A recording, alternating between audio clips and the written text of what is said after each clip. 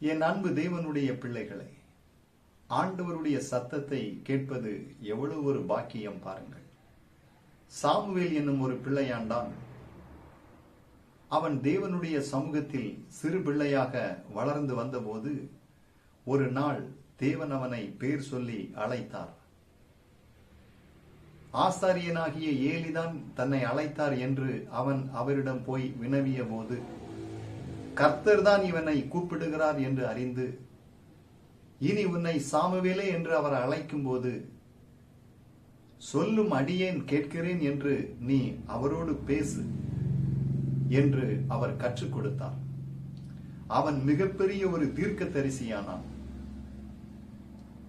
ராஜாக்களை அபிஷேகம் பண்ணக்கூடிய ஒரு மனிதனானான்.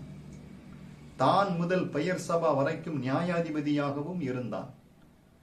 அப்பேற்பட்ட சிலாக்கியத்தை அந்த சாமுவேல் என்னும் பிள்ளையாண்டானுக்கு கொண்டு வந்த ஒரு காரியம், கர்த்தருடைய சத்தத்தை அவன் கேட்டான்.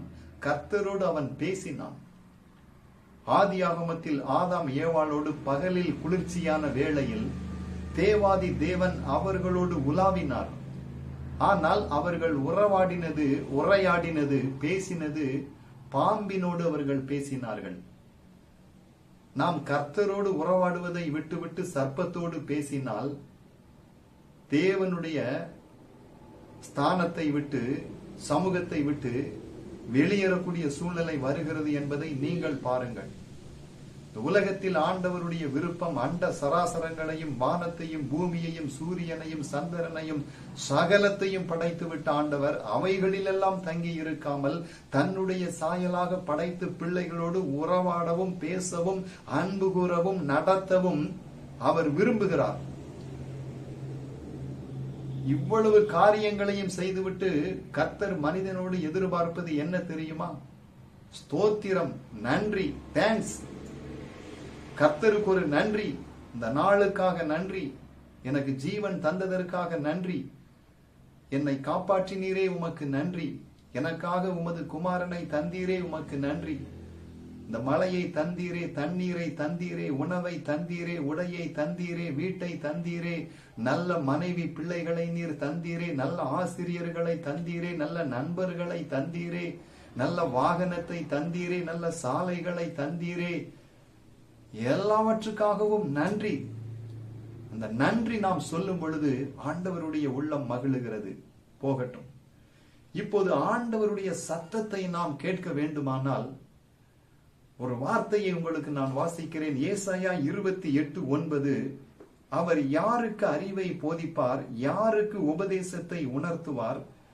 பால் மறந்தவர்களுக்கும் முலை மறக்க பண்ணப்பட்டவர்களுக்குமே. யாருக்கு அவர் அறிவை உணர்த்துவாராம், யாருக்கு அவர் உபதேசத்தை உணர்த்துவார், பேசுவார் என்றால் பால் மறந்தவர்களுக்கு. பால் மறந்தவர்களுக்கு என்றால் என்ன அர்த்தம்? வேதம் இந்த வசனத்தை குறித்து கர்த்தருடைய வார்த்தை சொல்லுகிறது. களங்கமில்லாத ஞான பால் என்று இந்த வார்த்தைகளை நமக்கு சொல்லுகிறது. நீங்கள் களங்கமில்லாத இந்த திருவசனத்தின் மேல் வாஞ்சையாய் தாகமாய் இருங்கள் என்று பேதுரு சொல்லுகிறார். ஒரு கர்த்தருடைய பிள்ளை இந்த வேதத்தில் இரவும் பகலும் தியானமாக இருந்து இந்த முழுவதையும் வாசிக்கும் பொழுது அது ஜீவ வார்த்தையாக இருக்கிறபடியினால் கர்த்தர் அந்த வார்த்தையை கொண்டு நம்மோடு பேசுவார் என்று வேதம் சொல்லுகிறது. மட்டுமல்ல, பால் மறந்த குழந்தை, இதெல்லாம் வாசிக்கணும். ஒரு தாயின் மார்பிலே பால் குடித்த பிள்ளை அந்த மடியிலே உறங்குவதை நீங்கள் பார்த்திருக்கிறீர்களா? கவலை இல்லாமல் சந்தோஷத்தோடு அந்த குழந்தைகளுக்கு பணம் தேவையில்லை, பதவி தேவையில்லை, பெருமை தேவையில்லை, ஜாதி தேவையில்லை. அந்த பிள்ளைகளுக்கு தேவையெல்லாம் தாயினுடைய மடிதான். பாலை குடிக்க வேண்டும், உறங்க வேண்டும். அது உறங்கும் பொழுதே ஒரு சிரிப்பு சிரிக்கும். அப்படி மெய்மறந்து தாயே தஞ்சம், அவள் மடியே சொர்க்கம் என்று நினைக்கக்கூடிய ஒரு குழந்தையை போல இந்த உலகத்தினுள்ள சகல மேன்மையும் செல்வமும் பட்டமும் பதவியும் எனக்கு வேண்டாம், தேவ சமூகமே என்னுடைய தாகம் என்று அவரையே நம்பி அவர் சமூகத்தில் இருக்கக்கூடிய பிள்ளைகளோடு ஆண்டவர் பேச தொடங்குவார். அவர் பேசக்கூடியதை நம்முடைய செவிகள் கேட்க வேண்டும். நாம் அவரோடு உறவாட வேண்டும். ஒரு விசை என்னுடைய சிறு வயதில் நான் உணவு உண்டு கொண்டிருந்த பொழுது நான் ஆண்டவரோடு வேடிக்கையாக சொன்னேன், ஆண்டவரே, நீரும் என்னோடு கூட சாப்பிட வாரும் என்று நான் சொன்னேன். அப்போது கர்த்தர் சொன்னார், எனக்கு சாப்பாடு எனக்கு பிடிக்காது, எனக்கு கனிதான் பிடிக்கும் என்று சொன்னார். தெளிவாக நான் அதை கேட்டேன். அப்போது கனிகள் தான் பிடிக்கும் என்றால் எனக்கு அதனுடைய அர்த்தம் விளங்கவில்லை. நான் வேதத்தை உன்னிப்பாக வாசித்த பொழுது புதிய ஏற்பாட்டில் ஆவியின் கனியோ அன்பு, சந்தோஷம், சமாதானம், நீடிய பொறுமை, தயவு, நற்குணம், விசுவாசம், சாந்தம், இச்சையடக்கம் என்று அருமையாக ஆவிக்குரிய கனிகளை குறித்து எழுதியிருக்கிறது. ஒரு தேவ பிள்ளை தன் வாழ்க்கையிலே இப்படிப்பட்ட கனிகளை கொடுப்பதுதான் கர்த்தருக்கு ரொம்ப பிரியமான ஒரு உணவு என்று வேதம் சொல்லுகிறது. ஆண்டவராக இயேசு சொன்னார், நீங்கள் அறியப்படாத ஒரு போஜனம் எனக்கு இருக்கிறது, என் பிதாவின் சித்தத்தை நிறைவேற்றுவதுதான் எனக்கு ஏற்ற போஜனம் என்று சொன்னார். நாம் இன்மைக்காக மாத்திரம் கர்த்தரை நாம் நம்பி விசுவாசித்து நடப்போமானால் நம்மை போல பரிதபிக்கப்படத்தக்கவர்கள் ஒருவரும் இல்லை.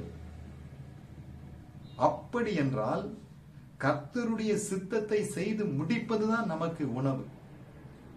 பாருங்கள், என்னோட ஆண்டவர் பேசினார்.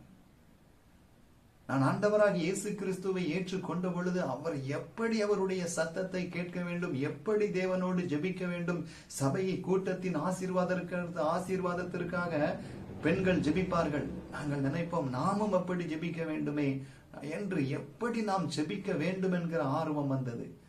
அதற்கு அடுத்து பரிசுத்த ஆவியை எப்படியாவது பெற வேண்டும். நாம் தேவனுடைய சத்தத்தை கேட்க ஆசையுள்ளவர்களாய் இருக்க வேண்டும் என்றால் நாம் பரிசுத்த ஆவியை பெற வேண்டும். பரிசுத்த ஆவியை பெறும் பொழுதுதான் தேவன் நம்மோடு முகமுகமாய் பேசி கரம் பிடித்து நடத்துவார். அதற்காகத்தான் அவருடைய ஆவியை நமக்கு தருகிறார். நான் அநேக சகோதரர்களை நான் பார்த்திருக்கிறேன். ஊழியர்களாக, உபதேசிகளாக, செல்வந்தர்களாக இருக்கிறார்கள்.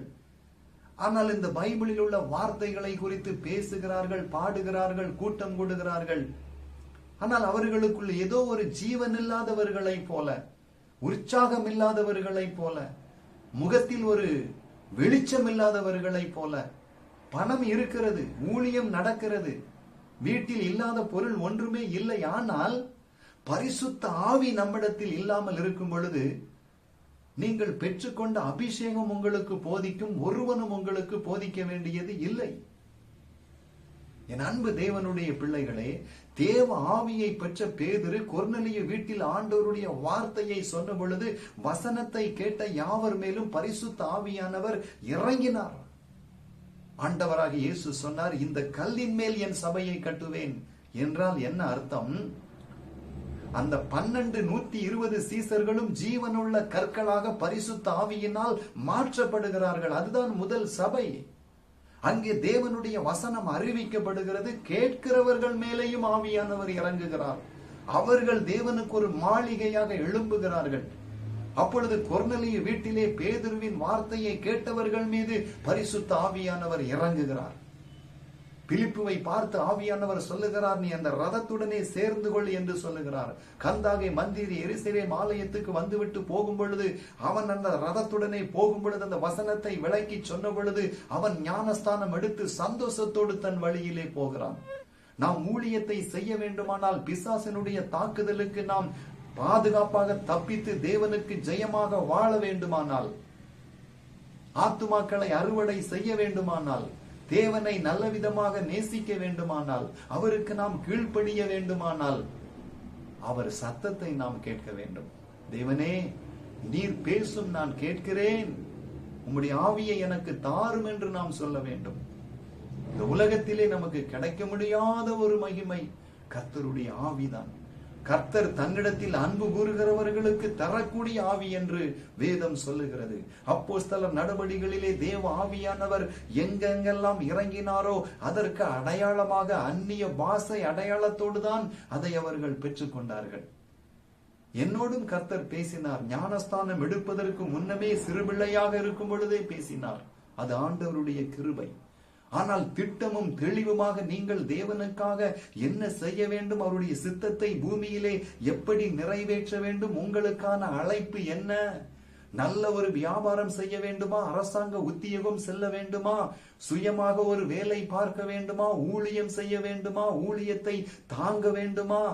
இந்த சித்தத்தை நாம் அறிய வேண்டுமானால் தேவ சத்தத்தை நாம் கேட்க வேண்டும். தேவ சத்தத்தை நாம் கேட்க வேண்டுமானால் காத்திருந்தவருடைய ஆவியை பெற வேண்டும். அவருடைய ஆவியை யாருக்கு தருவார் என்றால் அவருடைய வார்த்தையின் மீது ஒரு தாகம் நமக்கு இருக்க வேண்டும். நாம் கீழ்ப்படிய வேண்டும். நாம் தாழ்மை உள்ளவர்களாக இருக்க வேண்டும். தேவ பிள்ளைகளே, சிலர் சொல்லுவார்கள், நாம் மனம் திரும்பும் பொழுதே அவர் வந்து விட்டார் எல்லாம் சொல்லுவார்கள். ஆனால் ஒரு பட்டாபிஷேகம், ஒரு முடிசூட்டு விழா, ஒரு அங்கீகாரம், ஒரு ஆசீர்வாதம், ஒரு அபிஷேகம்.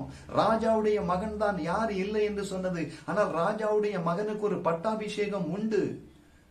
ஊழியக்காரனுக்கு ஒரு அபிஷேகம் உண்டு. ராஜாவுக்கு ஒரு அபிஷேகம் உண்டு.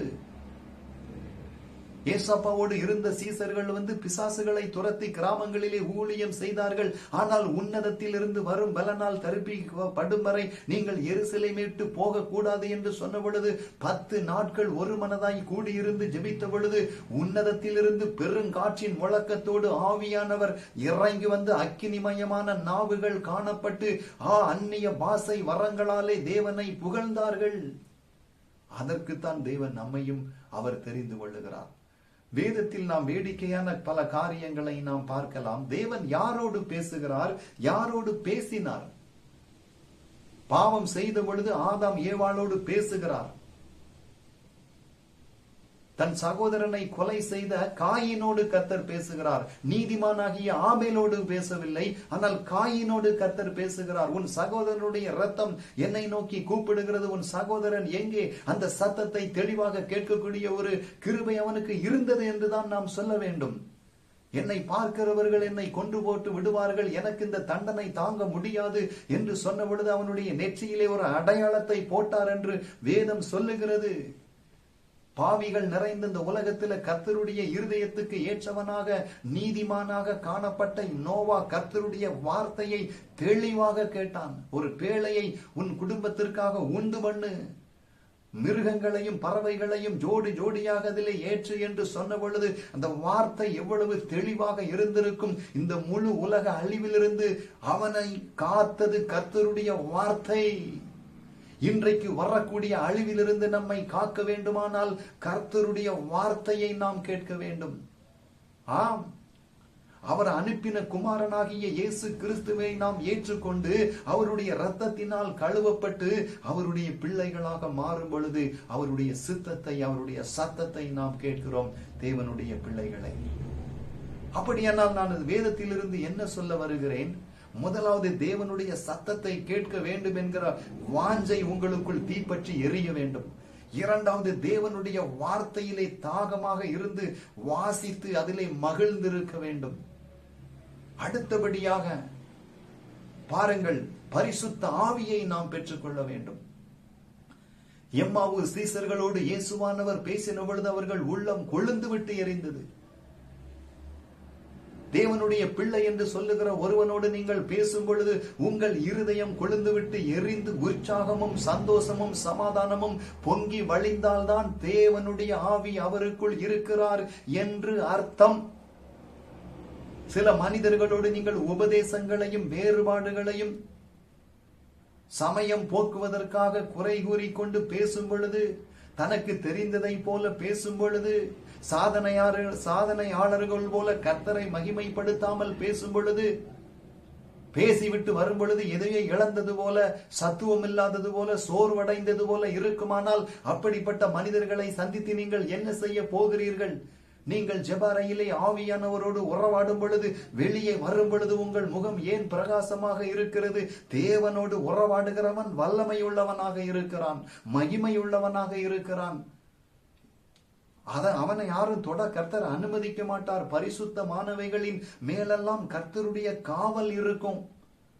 அப்ப இன்றைக்கு உங்களுக்கு சொல்லுகிறேன், பரிசுத்த ஆவியை பெற்ற மனிதர்களோடு சேருங்கள். எனக்கு நண்பன் ஒருவன் இருந்தான். அவன் சொன்னான், ஐயா, நான் செபித்த பொழுது தேவன் என்னோடு சொன்னார், என்னுடைய மகனை அழைத்து நீ உன் தலையில் கை வைத்து ஜெபிக்க சொல், நான் என்னுடைய ஆவியை உனக்கு தரப்போகிறேன் என்று ஆண்டவர் சொன்னதாக சொன்னார். அந்த வீட்டுக்கு போனேன். அவர் முழங்கால் படியிட்டு நின்றார். அவருடைய தலையிலே கை வைத்து ஜெபித்த அடுத்த நொடியிலே ஆவியானவர் அவர் மேல் இறங்கினார். அந்நிய பாஷைகளை பேசி ஆவியிலே நிரம்பி இன்றைக்கு அவர் வேதாகம கல்லூரி படித்து கர்த்தருக்கு அவர் ஊழியம் செய்து கொண்டிருக்கிறார். என் அன்பு தேவனுடைய பிள்ளைகளே, ஒரு விசை குறிப்பிட்ட கேரளாவில் ஒரு நற்செய்தி கூட்டத்தை நடத்துவதற்காக ஒரு வனாந்தரமான ஒரு தோப்பிலே போய் நான் ஜெபித்துக் கொண்டிருந்த பொழுது, ஒரு மாமரங்கள் நிறைந்த தோப்பிலே நான் ஜெபித்துக் கொண்டிருக்கிறேன். அப்பொழுது ஆண்டவர் சொன்னார், உன்னுடைய ஜெபத்தை நிறுத்து என்று சொன்னார்.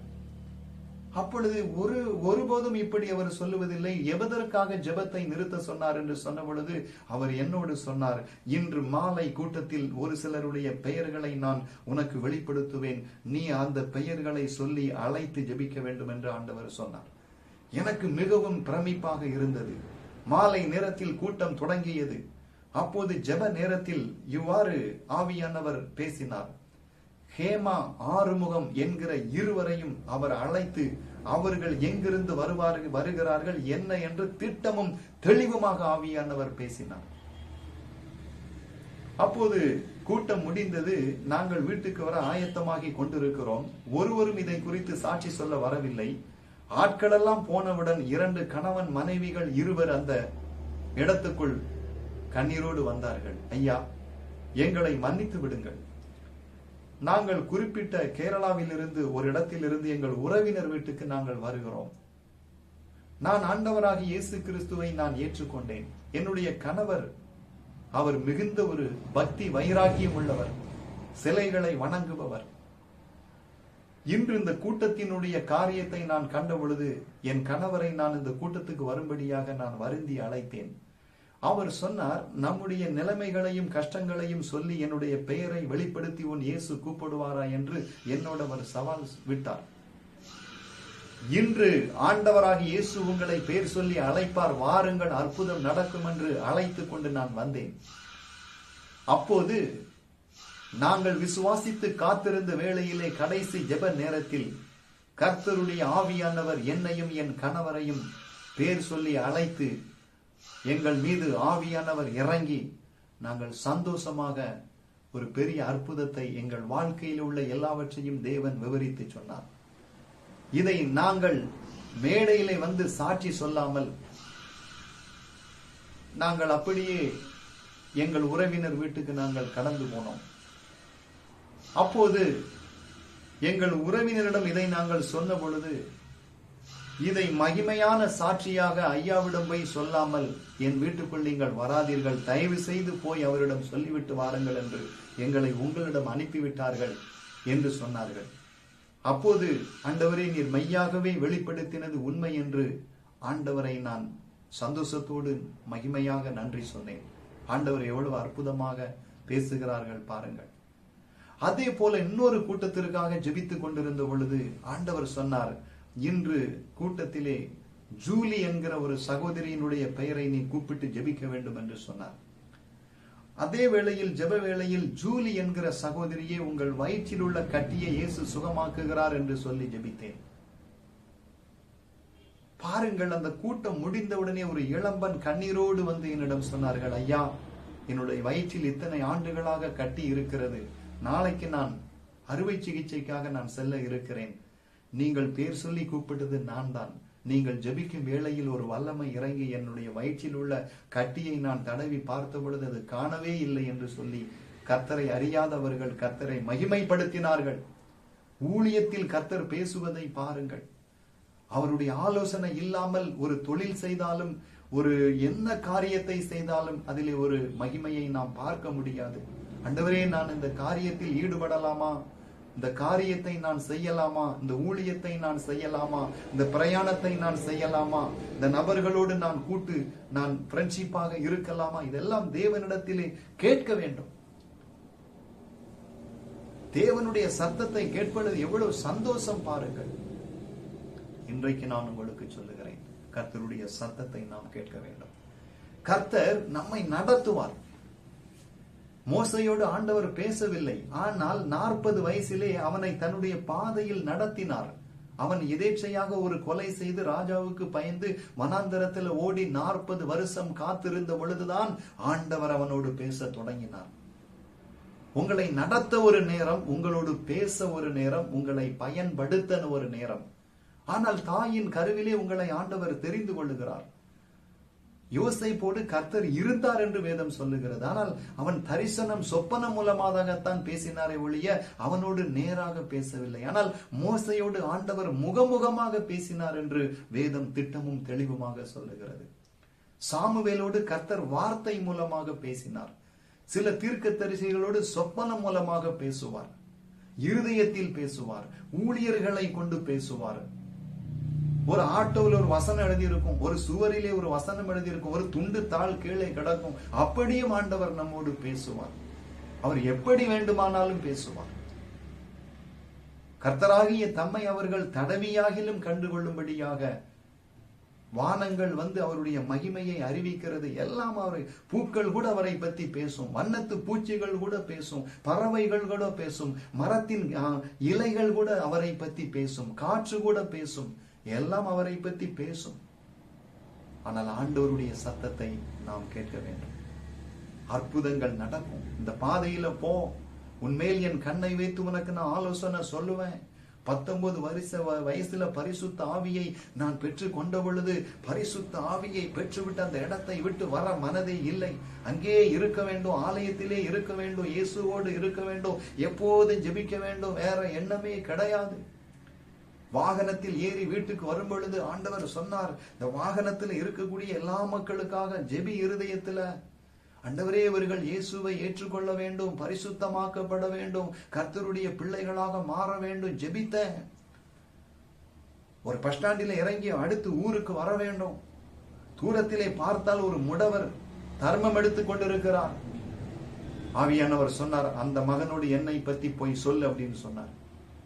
என்னப்பா இவ்வளவு ஆட்கள் இருக்கிறது, நான் பேண்ட் சட்டை போட்டிருக்கிறேன், அவரோடு நான் போய் எப்படி பேச முடியும்? நீர்தான் உண்மையிலே பேசுகிறீரா? நான் தான் பேசுகிறேன். அப்படியானால் அவரே என்னை கூப்பிடும்படியாக செய்யும். அவரே என்னை அழைத்தார். சிரித்து கொண்டு தெரிந்தவரை போல கையை கூப்பிட்டு இங்கே வாருங்கள் என்றார். ஆண்டவரே, நான் சொன்னபடியே நீர் செய்து விட்டீரே என்று போய், இந்த உலகத்தில் தான் நமக்கு எல்லா குறைவுகள் எல்லாம் நிறைவான ஒரு தேசம் நமக்கு இருக்கிறது. அங்கே முடவர்கள் மானை போல குதிப்பார்கள், குருடர்கள் பார்ப்பார்கள். நம் பாவங்களை மன்னிக்க இயேசு இந்த உலகத்துக்கு வந்து ரத்தம் சிந்தினார், அவரை ஏற்றுக்கொள்ளுங்கள், அவர் உங்கள் ஆண்டவர் என்று சொன்ன பொழுது சந்தோஷத்தோடு ஏற்றுக்கொண்டார். ஒரு சில தினங்களிலே அவர் மரித்தும் போனார். அப்படியானால் பாருங்கள், அந்த ஆத்துமா இயேசுவோடு கூட செல்வதற்கு நற்செய்தி தேவைப்படுகிறது. ஒரு விசை பலப்படுத்தும் வார்த்தைகள் புத்தகத்தை பல இடங்களுக்கு நாம் அனுப்பி வருகிறோம். குறிப்பிட்ட ஒரு சகோதரி என்னிடம் சொன்னார்கள், ஐயா, நான் ஒரு சிறு பள்ளிக்கூடம் நடத்தி வருகிறேன். இந்த கொரோனா நாட்களில் வருமானமெல்லாம் போய்விட்டது, ஸ்கூல் நடத்த முடியவில்லை. நீங்கள் வாடகையை கொடுக்க விட்டால் நீங்கள் எல்லாம் புறம்பை எடுத்து நான் எரிந்து விடுவேன், இடத்தை காலி பண்ணுங்கள் என்று அதட்டுகிறார்கள். எனக்கு வேறு ஒன்றுமே இல்லை, எனக்காக ஜெபியுங்கள் ஐயா என்று சொன்னார்கள். நானும் கிராமத்தில் ஊழியம் செய்வதால் ஜெபித்து வந்தேன். ஒரு நாள் எதேச்சையாக அவர்கள் போன் செய்து, ஐயா, நிலைமை மிகவும் மோசமாய் இருக்கிறது, எனக்காக நீங்கள் ஜெபிக்கிறீர்களா என்று கேட்டார்கள். உங்களுக்காக நான் ஜெபித்துக் கொண்டுதான் இருக்கிறேன் என்று சொன்னேன். அப்பொழுது ஒரு பல நாட்கள் கடந்து போய்விட்டது. ஒரு நாள் நான் ஜெபித்து, எனக்கு ஆண்டவர் சொன்னார், ஒரு நாள் அவர்களுக்காக ஜெபிக்கும் பொழுது நான் ஆண்டவர் என்னோடு பேசினார். பரலோக ராஜாவே, உம்முடைய பிள்ளைக்கு அந்த குறைவை தீர்த்து வையுமப்பா, ஆசீர்வதியுமப்பா, பொருளாதார தேவையை சந்தியுமப்பா என்று சொன்னேன். ஆண்டவர் என்னோடு சொன்னார், பரலோக ராஜாவா? அப்படியா? அப்படி என்றால் நீ யார் என்று கேட்டார். அப்போது நான் சொன்னேன், நம்முடைய பிள்ளை. அப்ப நீ ஒரு இளவரசன் தானே, நீயே அதை கொடுத்து வை அப்படின்னாரு. என்னப்பா அப்படி சொல்லுகிறீர் என்றேன். நீர் பேசுகிறீரா? என் மனதின் எண்ணமா? நீர்தான் பேசுகிறீர் என்றால் இப்பொழுது இந்த சகோதரியிடமிருந்து எனக்கு போன் வர வேண்டும் என்று சொன்னேன். அடுத்த நொடியிலே போன் வந்தது. உடனே போனை எடுத்து, ஐயா எனக்கு ஜெபியுங்கள் என்று. அம்மா, நான் ஜெபிக்கிறேன் என்று சொல்லி, இசப்பா நீர் அதை நிரூபித்து விட்டீர், நான் என்ன செய்ய வேண்டும்? உனக்கு என்ன விருப்பம் அதை அனுப்பு, இவ்வளவுதான் என்று நான் சொல்ல மாட்டேன். உடனே கையில் இருந்த 10,000 ரூபாயை அந்த மகளுடைய அக்கவுண்ட் நம்பரை வாங்கி, அம்மா, தகப்பன் செய்வது போல நான் செய்கிறேன், இது கடன் அல்ல, கர்த்தருடைய கரத்திலிருந்து கொடுக்கிறேன், இதை வைத்து கர்த்தர் உன்னை நல்ல ஆக்குவார் என்று சொன்னேன். கடனிலிருந்து விடுதலை ஆனார்கள். இன்றைக்கு கணவனும் மனைவியுமாக கர்த்தருக்கு அவர்கள் கோயம்புத்தூரிலே ஊழியம் செய்து வருகிறார்கள். கர்த்தர் எவ்வளவு நல்லவர் பாருங்கள். ஒரு விஷயம், நான் கரூரில் இருந்த பொழுது மதியம் சாப்பிட போகாமல் வேலை பார்த்து கொண்டே இருந்தேன். அவர்களுக்கு அவசரம், பசியினால் அழத் தொடங்கினேன். அப்பொழுது ஆண்டவர் சொன்னார், நீ ஏன் சாப்பிட போகவில்லை என்று கர்த்தர் கேட்டார். நான் சொன்னேன், அப்பா, எனக்கு தெரியாது, நான் போகாமல் இருந்தது தவறுதான். இப்பொழுது என்னிடம் ஒன்றுமே கிடையாது, நான் புதிதாய் வந்திருக்கிறேன், என்னிடத்தில் 10 ரூபாய் கூட கிடையாது, பசி எடுக்கிறது, இப்போது நினைத்தால் கூட உம்மால் முடியும், ஏதாவது செய்யும் என்று சொன்னேன். நான் சொன்ன செகண்ட்ல உள்ள இருந்து ஒருத்தர் ஓடி வந்தார். 100 ரூபாயை 25 ஆண்டுகளுக்கு முன்பாக என் கையில் தந்து, உடனே போய் சாப்பிடுங்கள், சாப்பிட்டு விட்டு வந்தால் வேலை பார்த்தால் போதும் என்று உடனே அனுப்பினார். உள்ளத்தில் நினைத்தால் கூட ஆண்டவர் நம்மோடு பேசுவதை பாருங்கள். அன்பானவர்களை, எவ்வளவு நல்லவர் நம்முடைய ஆண்டவர். பல ஆண்டுகளாக ஊழியத்துக்கு வந்தும் என்னுடைய கையில் ஒரு சைக்கிள் கிடையாது, ஒன்றுமே கிடையாது, ஒரு போன் கிடையாது. ஜெபித்து உபவாசித்து ஜெபித்து விட்டு கிராமங்கள் தோறும் பேக் எடுத்துக்கொண்டு நடப்பேன். ஒரு நாள் ஆண்டவர் சொன்னார், இரவு 7 மணி, குறிப்பிட்ட நபரை போய் பார் என்று சொன்னார். உடனே போனேன். ஆண்டவர் சொல்லிவிட்டார். போனேன் அந்த இடத்துக்கு. இயேசுவின் நாமத்தில் அங்கே நான் போனேன். போன பொழுது ஒரு குறிப்பிட்ட இந்த ஆளை போய் பார், அவர் ஒரு மிகப்பெரிய ஒரு 2 சக்கர வாகன ஒரு உரிமையாளர், அந்த ஷோரூம் உரிமையாளர். நானும் போய் இறங்குகிறேன், அவரும் வீட்டுக்கு கிளம்புகிறார். நான் அவரை ஒருபோதும் போய் பார்த்து பேசினது கிடையாது.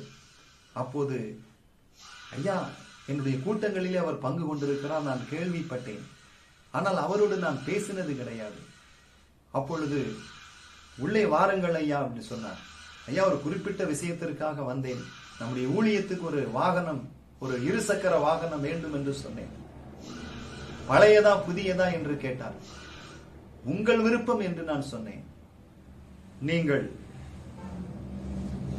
நாளைய மறுதினம் வந்து வண்டியை எடுத்துக் கொள்ளுங்கள் என்று சொன்னார். இந்த வண்டிக்கான தொகையை என்னுடைய கண்ணுக்கு முன்பாகவே அவர் கொடுத்தார். ஆண்டவர், எத்தனை ஆண்டுகள் ஒரு சைக்கிள் இல்லாமல் நடந்த எனக்கு அவர் சொன்ன உடனே போனேன். உடனே அவரும் ஒரு பைசா செலவில்லாமல் வாகனத்தை எடுத்துக் கொள்ளுங்கள் என்று சொல்லிவிட்டார். ஒரு விஷயம், நம்முடைய ஜெப கூடாரத்தில் எழுப்புதல் கூட்டம் நடந்த பொழுது இந்த பைபிளை வைப்பதற்கு ஒரு மேசை கூட இல்லாமல் இருந்தது. அப்போது ஒரு குறிப்பிட்ட அற்புதத்தை பெற்றுக்கொண்ட ஒரு பெண்மணி அதை வாங்கி தருவதாக வாக்களித்தார்கள். ஆவியானவர் சொன்னார், அவர்கள் வாங்கி தர வேண்டாம், நான் சொல்லக்கூடிய இடத்துக்கு நீ போ. போனேன். அங்கே போகிறேன். அந்த கடை ஓனர், அவருடைய தலைக்கு பின்னாலே விக்கிரக போட்டா எல்லாமே இருக்கிறது. போய் சொன்னேன், ஐயா, நம்முடைய சபைக்கு ஒரு டேபிளும் 2 சேரும் வேணும். சொன்ன மறுகணமே போன எடுத்தார். தம்பி, ஐயா வருகிறார், அவருக்கு டேபிள் 2 சேரும் ஆட்டோவில் அமர்த்தி அவர் சர்ச்சில் போய் போட்டு வாங்கன்னு உடனே தன்னுடைய வேலைக்காரனை அனுப்பினார். ஆண்டவருடைய அற்புதம். அவர் பேசினால் பாருங்கள் தேவனுடைய பிள்ளைகளை, நம்முடைய வாழ்க்கையில கஷ்டங்கள் வரும், சோதனைகள் வரும், ஆனா அவர் சத்தத்தை கேட்டுக்கிட்டே நம்ம சந்தோஷமா போகணும். அதுதான் கிறிஸ்தவ வாழ்க்கை. உலகம் நம்மளை கைவிட்டுரும், ஆனா கர்த்தர் பேசுகிற மகனை ஒரு நாள் மகிமைப்படுத்தியே தீருவாரு, பயன்படுத்தியே தீருவாரு.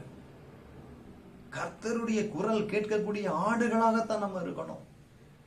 மோசே ஆண்டவர் கூட பேசிட்டு இறங்கி வந்த பொழுது அவன் முகம் எப்படி இருந்துச்சு? உலகத்தில் உள்ள அழகெல்லாம் வீணு, அழிந்து போகக்கூடியது. ஆனா அவரோடு நீங்க பேசுனீங்கன்னா உங்க முகத்துல ஒரு வெளிச்சம், உங்க இருதயத்தில் ஒரு சமாதானம், உங்க வாழ்க்கையில ஒரு சந்தோஷம். யார் என்ன சொன்னாலும் என்ன, ஸ்தேவான் மேல கல்ல கொண்டு எறிதாங்க சாக அடிக்கும்படி, ஆனால் அவன் முகம் பிதாவாகிய தேவனையும் அவருடைய வலது பாரசத்தில் இயேசுவையும் பார்த்து கொண்டே இருந்தான். நம்ம வாழ்க்கையில சொல்லடிகளும் கல்லடிகளும் என்ன விழுந்தாலும் பரவாயில்ல, அவரே பார்த்து கொண்டு அவர் முகத்தையே பார்த்து அவர் சத்தத்தையே நம்ம கேட்கணும். எந்த தீங்கு நமக்கு வராது, எந்த கேடு நமக்கு நடக்காது. அவர் சத்தத்தை கேட்க தொடங்கியாச்சுன்னா போதும். அவர் பேசும் பொழுது எவ்வளவு சந்தோஷம், எவ்வளவு ஞானம், எவ்வளவு ஆலோசனை, எவ்வளவு அன்பு, எவ்வளவு கரிசனை, எவ்வளவு தேற்றர வாளனை உங்களுக்கு தருவேன். அவர்தான் பரிசுத்த ஆவியாகிய தேற்றர வாழ அந்த அப்பா தான் நம்ம கூட பேசுகிறாரு. கர்த்தர் தான் ஆவியானவர். கர்த்தருடைய ஆவி எங்க உண்டு அங்க விடுதலை உண்டு. அவர் நமக்குள்ள வந்து வாசம் பண்ணணும், நம்ம கரத்தை பிடித்து நடத்தணும், நம்ம கண்ணீரெல்லாம் அவர் துடைப்பாரு, நம்ம குடிசைய கோபுரமாக்குவாரு. என் வாழ்க்கையில படிப்பதற்கு மேல் படிப்பு படிக்க எந்த உதவியும் இல்லாமல் இருந்த நான் வேதாகமத்தை எழுதின உடனே எனக்கு ஆண்டவர் வீடு தேடி வந்து டாக்டர் பட்டம், கௌரவ டாக்டர் பட்டம் கொடுத்தாரு. இனி என்னவெல்லாம் செய்ய போறாரோ. கர்த்தரை தேடும் பொழுது தேசமே பயப்படாதே, மகிழ்ந்து கலிகூறு, கர்த்தர் பெரிய காரியங்களை செய்வாரு. ஆடு மேய்க்கிறவனை கொண்டு அரியணையில வச்சிட்டாரு. ஆவியானவர் இறங்கும் பொழுது நடக்கும். சிம்சன் ஒரு தாடை எலும்ப எடுத்தான், 1000 பெலிஸ்தியர்களை கொண்டுட்டான். நம்ம பலம் பணத்து மேலையா, ஆயுதத்து மேலையா, எது மேல? பரிசுத்த ஆவி மேலதான் நமக்கு இருக்கு. பெரிய காரியத்தை செத்தவனை எழுப்பணும், அக்கினியை இறக்கணும்னா எதை கொண்டு செய்ய முடியும்? பரிசுத்த ஆவி நமக்கு வேணும். மற்றவங்களை நேசிக்கணும்னா பரிசுத்த ஆவி வேணும், மரியாதையா பேசணும்னா பரிசுத்த ஆவி வேணும், பண ஆசை இல்லாம இருக்கணும்னா அவர் சத்தத்தை நம்ம கேட்கணும். என்ன சாதாரண காரியமா? மற்றவங்க மேல மனம் இறங்கணுமா? ஒரு தப்பு செய்யாம இருக்கணுமா? செய்த குற்றத்துக்கு நம்ம மன்னிப்பு கேட்கக்கூடிய அவருடைய பரிசுத்தாவி நமக்கு வேணும். பரலோக தரிசனம் நமக்கு வேணும். இந்த காண்கிற தேவ பிள்ளைகள் வாலிபர்களோடு நான் கேட்கிறேன், ஏசப்பாவுடைய சத்தத்தை கேட்க ஒப்பு கொடுப்பீங்களா? நல்ல ஜெபம் பண்ண ஆரம்பிங்க, நல்ல வேதத்தை வாசிக்க ஆரம்பிங்க.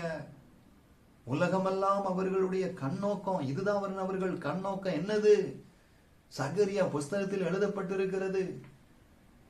ஒருத்தனுடைய அன்னைக்கு வந்து தொலைக்காட்சியை பார்த்துக்கிட்டு இருந்தோம், இன்னைக்கு செல்பேசிய பார்த்துக்கிட்டு இருக்கோம். இருக்கட்டுமே, இயேசு தேவனுடைய குமாரன் என்று விசுவாசிக்கிறவனே அல்லாமல் உலகத்தை ஜெயிக்கிறவன் யார்? உன்னை உலகத்தை ஜெயிக்கத்தான் அழைச்சாரு. உலகத்துக்குள்ள போய் வந்து இந்த நீச்சல் குளத்துல சொற்கடிக்கிற மாதிரி அடிக்கிறதுக்கு கூப்பிடல. பொல்லாத மாறுபாடு உள்ள சந்ததியை விட்டு வெளியே வா. தாம் சனங்களுக்குள்ளே வாசம் பண்ணும்படி சீலோவில் போட்ட அந்த இடத்தை ஆண்டவர் விட்டுட்டு சீயோனுக்கு கிளம்பிட்டாரு. இன்னைக்கு அநேக சபைகள் சீலோவாக மாறிவிட்டது, ஏலியின் பிள்ளைகளுடைய கூடாரமாக மாறிவிட்டது. ஆண்டவர் சீயோனை தெரிந்து கொண்டு வெளியேறிவிட்டாரு. ஆனா இங்கதான் ஆண்டவர் இருக்கிறார்னு சிலர் பொய் சொல்லிக்கிட்டு இருக்கிறாங்க. அவர் ஜீவ ஒளி, பரிசுத்தமானவர், அன்பு நிறைந்தவர், அபிஷேகநாதரு. உன் கட்டுப்பாட்டுக்கும் சட்டத்துக்கும் உன் போட்டிக்கும் பொறாமைக்கும் உட்பட்டவர் அல்ல. சபையை அவர் தான் ஆள முடியும். நீ ஆண்டுகிட்டு இருந்தானா அவர் பேருவாரு. அங்க அன்பு தான் ஆட்சி செய்யணும், ஆவியானவர் தான் ஆட்சி செய்யணும். அக்கினி அபிஷேகத்தோட ஆராதிக்கணும். உன் பாரம்பரியத்தை கொண்டு அவருக்கு பிடிக்காது. அவர் நினைச்சார்னா என்ன அற்புதத்தினாலும் செய்வாரு. ஆவியின் வரங்கள் வேணும், தீர்க்க தரிசன வரங்கள் வேணும், பிசாசுகளை துரத்தணும், வியாதிகளை சுகப்படுத்தணும், மரித்தவர்களை எழுப்பணும். அப்பா அவருடைய சத்தத்தை நம்ம கேட்கணும். இன்னைக்கு ஒப்பு கொடுப்பீங்களா? நீங்க ஏசப்பா சத்தத்தை கேட்கணும், பரலோக தகப்பனுடைய சத்தத்தை கேட்கணும். மோசே அவர் கூட பேசணும் பாத்தீங்களா? தமஸ்குவுக்கு போற வழியில சவுலை பவுலாக மாற்றுவதற்கு கர்த்தர் பேரொளியாக இறங்கி, பவுலே நீ யாரை துன்பப்படுத்துகிறாய்? உன்னோடு பேசுகிற இயேசு நானே. கர்த்தாவே, ஆண்டவரே, நான் என்ன செய்ய சித்தம்? நான் என்ன செய்யணும்? நீ போ. என் ஊழியக்காரன் அனனியா என் வெளிச்சத்தை பார்த்ததுனால உனக்கு கண்ணு தெரியாம போயிட்டு, அனனியாவை நான் அனுப்புகிறேன். அவன் தலையில கை வச்சு ஜெபம் பண்ணுவான். அவன் என்ன சொல்லுதானா அதை கேளுப்பா. அவன் சொன்னான், நீ இன்னும் தாமதிக்கிறது என்ன? உன் பாவங்கள் போக நீ கழுவப்படு. பேசுவாரு கர்த்தர். அனனியாவோடு கர்த்தர் பேசினார். அகபு என்கிற தீர்க்கதரிசியோடு பேசினார். பவுலையும் பர்னபாவையும் நான் தெரிந்து கொண்ட ஊழியத்துக்கு பிரித்து விடுங்கள்னு கர்த்தர் பேசினாரு. பேசுவாரு. பேச ரொம்ப ஆசையா இருக்கிறாரு. என்னனாலும் கேளுங்க, உங்களுக்கு ஆண்டவர் பதில் சொல்லுவாரு. எதை குறித்துனாலும் கேளுங்க, ரொம்ப அவர் சந்தோஷப்படுவாரு. ஆண்டவர் இந்த வார்த்தையை உங்களோடு சொன்னதற்காக நான் சந்தோஷப்படுகிறேன். இன்னையிலிருந்து எசப்பா இந்த பிரசங்கத்தை, இந்த வார்த்தையை கேட்கக்கூடிய பிள்ளைகளோடு நீங்க பேசுங்கப்பா. அந்த கேட்கக்கூடிய விருத்த சேதனமுள்ள செவிய இருதயத்தை இந்த அன்பு பிள்ளைகளுக்கு நீங்க கொடுங்கப்பா. நீங்க மனுஷனை பார்க்க வேண்டாம், உங்களை அழைச்சவரை பாருங்க. அவர் தான் உங்களை உயர்த்த போறாரு. எந்த மனுஷனும் பொய்யன் என்று நான் என் மன கலக்கத்திலே சொன்னேன் என்று தாவீது சொல்லுகிறான். உங்களை நல்லா ஆக்கக்கூடியது நம்ம அப்பாதான். உங்களை நல்ல ராஜாவின் பிள்ளைகளா வைப்பாரு. இன்னையிலிருந்து கர்த்தருடைய வார்த்தையை கேட்கக்கூடிய கிருபைகளை கர்த்தர் உங்களுக்கு தர போறாரு. அல்லேலூயா. இயேசுவின் நாமத்தில் பிதாவே, ஆமேன். கர்த்தர் உங்களை ஆசீர்வதிப்பாராக.